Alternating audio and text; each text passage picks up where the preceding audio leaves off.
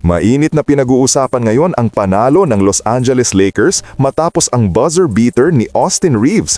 Pero ayon sa mga analysts, hindi lang si Reeves ang bayani sa larong iyon. Malaking tulong daw ang ipinakita ni Jake LaRavia na umiscore ng 27 points at unti-unti nang napapatunayan kung bakit siya tinuturing na hidden gem ng Lakers ngayong season. Sa huling laban ng Lakers, muntik nang masayang ang malaking lamang nila sa kalagitnaan ng fourth quarter. Ayon sa mga eksperto, kung hindi pumasok ang buzzer beater ni Austin Reeves, malamang panibagong heartbreaker na naman sana ito para sa kupunan. Ipinapakita raw nito na kahit may talento ang team, hindi pa rin ganap na buo ang kanilang chemistry.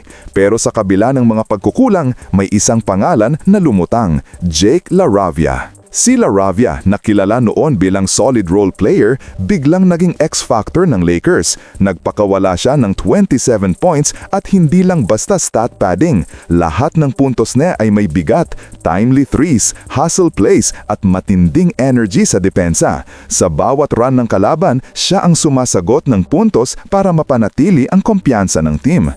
Iyan ang klase ng effort na gustong makita ng coaching staff, lalo na habang wala pa ang mga superstars na sina LeBron James at Luka Doncic. Ang pinaka-nagustuhan ng mga analyst sa performance ni LaRavia ay ang kanyang composure. Hindi siya nagpadala sa pressure at consistent siya sa buong laro. Mula first quarter hanggang crunch time, pare-pareho ang intensity. Iyon daw ang klase ng mental toughness na kailangan ng Lakers kung gusto nilang makapagtayo ng winning culture. Dagdag pa rito, malaking bagay na may mga players tulad ni LaRavia na kayang umangat kapag hindi available ang mga pangunahing scorer. Sa ganitong mga laro, nasusukat ang lalim ng roster. At sa panalo na ito, pinatunayan ng Lakers na kahit papaano may direksyon na ang kanilang development.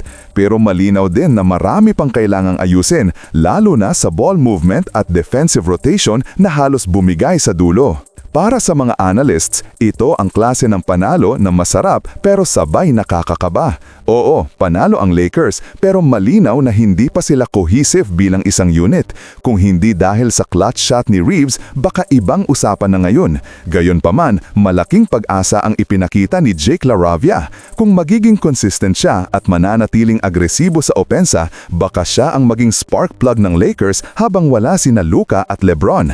Kailangan lang niyang mapanatili ang confidence at rhythm sa bawat laro. I-comment ninyo na lang po sa ibaba ang inyong opinyon at huwag kalimutang mag-subscribe sa aking channel. Maraming salamat po. To go with 21 points, Gobert slow to get up. Vanderbilt, LaRavia fakes, fires, puts it in. Jake. Reeves, the crossover, splits the defense. LaRavia from the corner, hits another three. LaRavia now with 27 points. He's 5 of 6 from three. And he's